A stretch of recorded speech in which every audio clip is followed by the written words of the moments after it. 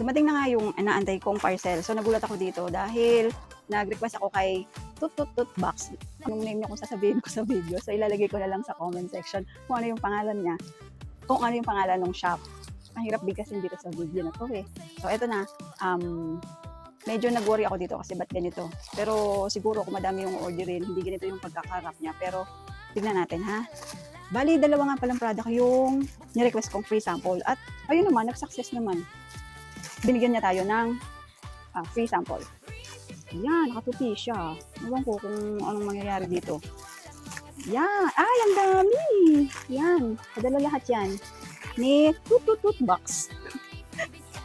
Sorry, hindi ko siya babanggitin. Kaya, ba't nakatupi ng ganito? Pero thank you kasi dalawa. Ayun, nakatupi siya. So, siguro dapat mag-message tayo sa kanya pag-order tayo ng ganito na huwag itupi. Ayan, nakatupi siya. So, yan. Yan ang ating, free sample. Lalagay ko dun sa comment section kung kaninong seller.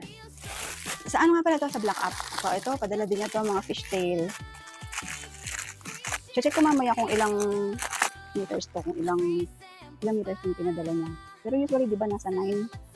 So, check natin mamaya. Pero sobrang thank you kasi pinadala niya tayo ng 4.